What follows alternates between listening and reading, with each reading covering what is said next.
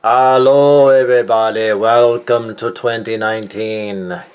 Today is the first day of 2019. And it is an unusually warm day today in the 60s here on the east coast of America. And went outside today. I feel like I'm having a lucky year so far. I was traveling, I was actually speeding just a little bit, but some guy ahead of me was speeding more. And there was a cop that was coming one way and then turned around and pulled him over instead of me. So got lucky there, and I don't know, I'm feeling good. My New Year's resolution is not to let people drag me down, the news drag me down, not to feel such a victim of these crazy messed up times we live in, but instead seek out people like me. Seek out being strong, healthy, keep building, keep bettering myself mentally, physically. And it is so hard to not get dragged down by all the crazy crap happening in the world. I feel like the West is just crumbling, basically. So that's a heavy burden, a heavy load to have on my mind all the time. So I'm trying to, what can I do? What can I do career-wise, spiritually, physically, create alliances? What can I do right now while I'm alive to give it my best and to go for it, you know, and not be a scared, weak victim my whole life. So I've got a real positive thing going on. I've kind of been depressed lately the last few months, so I'm hoping my new attitude will bring me good luck, good times, and a more positive future. All right, on this day in 1959, Johnny Cash played a free concert in the San Quentin prison in California. And a very, very interesting fact about that was in the audience that day was a Merle Haggard, a guy named Merle Haggard. He was in there serving 15 years for grand theft auto and robbery. He only ended up serving 3 of it. But yeah, 19-year-old Merle Haggard was in the audience the day, as a prison inmate, the day Johnny Cash played San Quentin. That's crazy. All right. I did one other classical album a few months ago by Eric Satie, and this is my second foray into classical music review. It's by a composer named Peter Philips, and just a beautiful album. Yes, it's Christian based. It's songs about Christ and Christianity meant to be sung in a church. So if you're not a Christian, it's still a very beautiful album, beautiful music, beautiful voices. So try not to let that get in the way. If you are a Christian, then hey, you'll love it, hopefully. So yeah, Peter Philips is one of the masters of choral music during the Counter-Reformation era. And let me tell you a little bit about him. He was born in 1560 in either Devonshire, however you say it, or London. And they're not really sure which, I don't think. All right, he died in 1628 in Belgium. And Peter Philips stands with William Byrd among the greatest composers of the Counter-Reformation. And both were considered recusants. I also have an album by William Byrd, The Great Service. A very interesting thing I saw right before I made this video, directed by Peter Philips. And I was like, I mean, I had a confusion there for a second. Wait a minute. I'm reviewing Peter Philips. He directed this? What, they recorded this in the 1500s? So I guess it's just another coincidence. It just goes to show I'm going to have a crazy 2019. This is a guy, this guy has a extra L in his name, although back then in the 1500s spelling wasn't so rigid as it was now. So this guy could have easily had 2 L's in his name too. There's a side note. Everybody is like, that's spelled wrong. How do you spell that? There's only one way to spell a word. One day I'd like to write a book and like purposely write it in Middle English. Or you know, like I think sometimes we get a little too crazy. Of course, today, you know, it definitely helps spelling a word right, because you can search the internet and search for the exact word, and if you misspell it, you're probably not going to find what you're looking for. So now it's kind of like we're in this rigid mold. But centuries ago, spelling, being good at spelling or spelling it right wasn't quite as like, you could spell a word many different ways, and we weren't so anal about spelling. Anyway, that's a tangent, totally unrelated, as is this box of red wine. All right, so recusants. Let me get back to what recusant means. A recusant was an English person, an English Roman Catholic between 1570 to 1791 who refused to attend services of the Church of England, and thereby committed a statutory offense. And Peter Philips and William Byrd were both recusants, and Catholic recusants, and composed sacred polyphony, which is unsurpassed in sophistication and quality. So both of these people are just like, I would check out William Byrd's music too, but both William Byrd and Peter Philips, from England, same period, both Catholics, both in the Counter-Reformation period, both recusants, both harassed by the law. So yeah, very similar figures, Byrd and Philips. So Byrd actually remained in England while Philips fled to the European continent. Byrd didn't, you know, he was never like put in jail or received very serious harassment, because I think people recognize William Byrd as such a talent. He was such a good composer that, you know, that kind of gave him a pass, you know, like we can't send this guy to prison for being a Catholic. He is so talented and a remarkable musician. Both of them were excellent musicians. All right, so Philip chose to live in exile on the European continent. A little bit of history. Philips was a choir boy at St. Paul's. This is before he left England. He was a choir boy at St. Paul's Cathedral in London, and that was when he was in his teens. And Philip was under the aegis, or the aegis, however you say it. I think there's a couple different ways to say it. A-E-G-I-S, which kind of means under the protection and tutelage of Catholic Master of Choristers, Sebastian Westcott. And apparently this Westcott person was a very influential, important figure in choral Christian music at that time in England, because Westcott also trained the young William Byrd about 20 years earlier. Philips must have had a close relationship with his master, Westcott, because he stayed at his house until Westcott's death. And also, Philips was a beneficiary of his will. So, yeah, that must have been a very good relationship, and Westcott must have recognized Philips' talent and gave him room and space to create. In 1582, when Philips was 22 years old, he left England for good because of his Catholicism. He traveled to Rome, where he stayed 3 years, played with many good musicians down there, met composers and musicians. Very fruitful time of his life. After 3 years in Rome, he traveled to Genoa, and then Madrid, Paris, Brussels, and he finally wound up in Antwerp. And that's where Philip settled in 1590. He earned a precarious living by teaching virginals to children. I mean, all throughout time, even today, it's hard for musicians and composers to earn a living, to get by.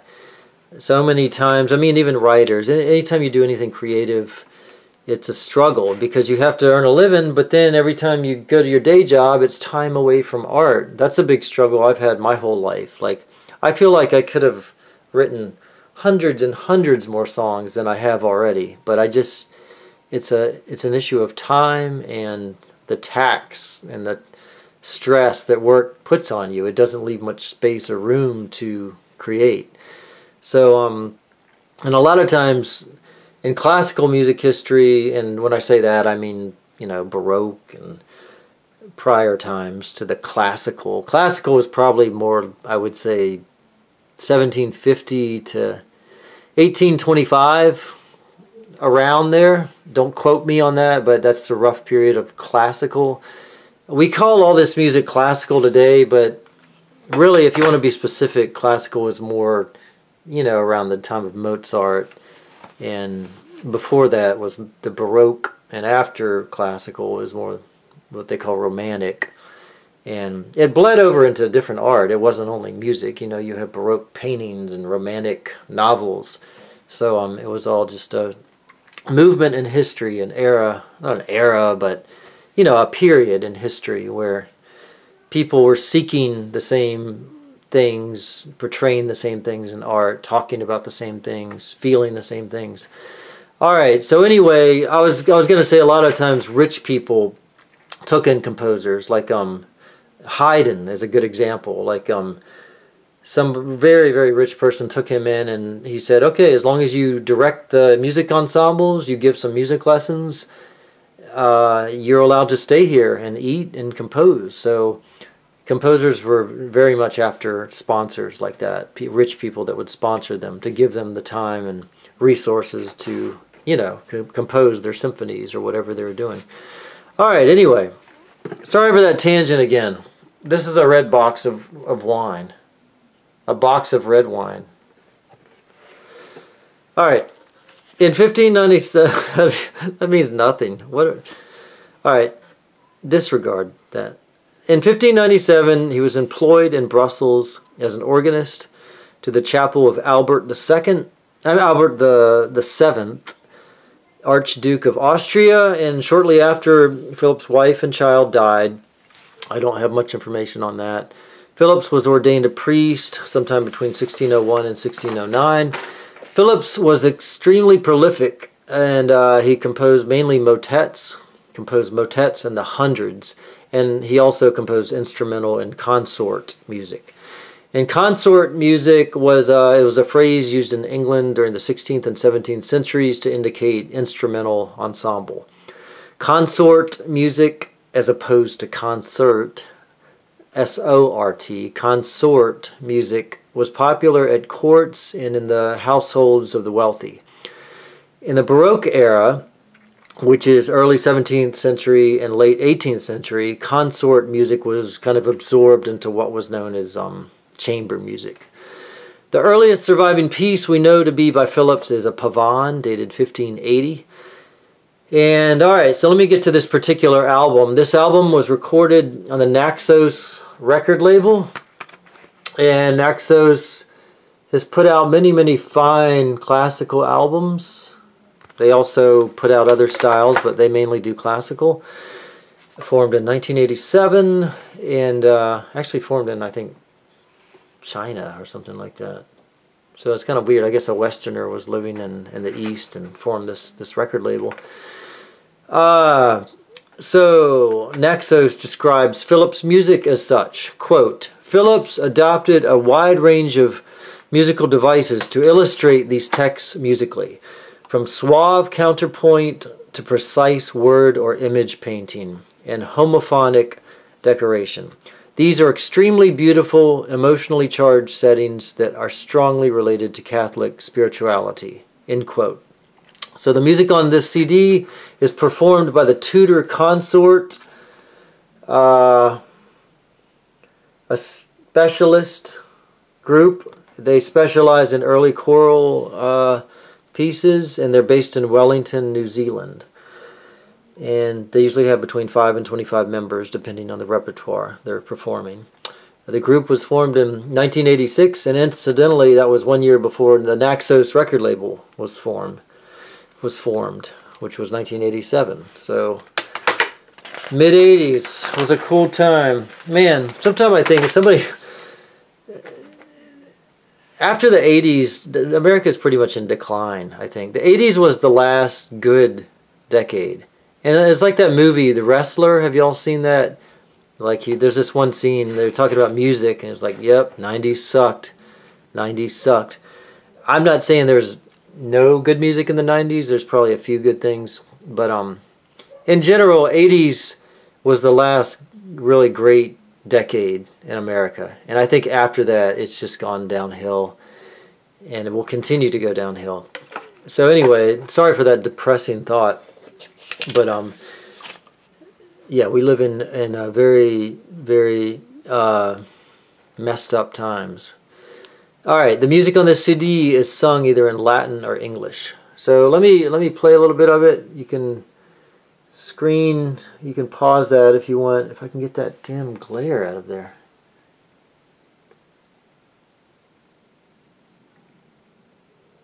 So feel free to pause that and look at it. All right, let me play a few tracks. This is track 9.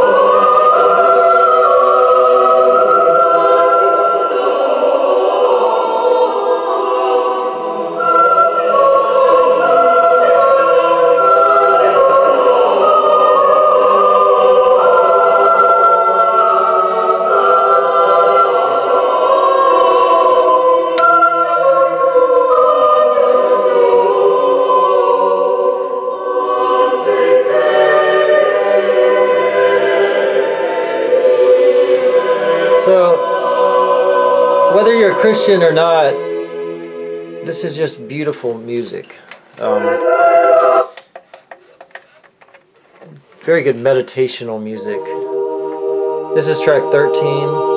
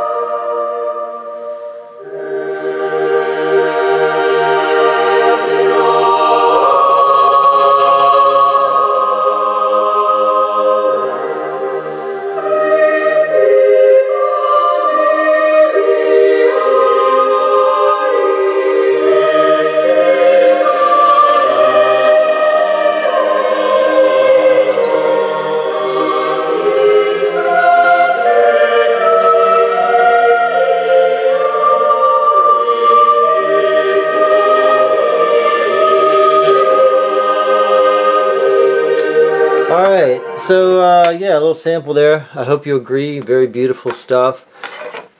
The composer is Peter Philips. It's on the Naxos record label. The title is Cantiones Sacrae Quinis Vocibus. How's that? How's my Latin? Anyway, that's what it looks like. Yeah. Give it a shot, guys. Give it a shot. I think you'll like it. Get classical music in your repertoire. Also jazz. There's a lot of jazz I'm going to talk about. Not a lot, but I'm definitely going to introduce some jazz albums soon. So if you listen to only one type, branch out. That probably doesn't apply to you youngins out there, because people that are like under 30, that's how they grew up, listening to all sorts of stuff. But I'm a Gen Xer, so, you know, I was pretty much, you know, Van Halen, Def Leppard, Journey, you know, things that were on the radio, Pat Benatar, the Cars. So I was very much rock. That's what I listened to. So I had to branch out on my own. I had to force myself to listen to other things because everybody I was hanging out with just listened to rock that was on the radio, which is all fine stuff. But anyway, yeah, branch out and check this. This is a great first classical vocal chorus album, choral album to start out with. See you guys later. I hope 2019, you know, also people say have a happy 2019, or like have the 2019 that fate has designed for you. If fate has designed a miserable year, a learning year, then so be it. If fate has designed a great, happy, glorious year, then so be it. So it's like, who are we humans to say have a great day or have a great year? Like whatever fate has in store for you, have that. Alright, signing out. Frosty the Song Man, Red Radio Reviews.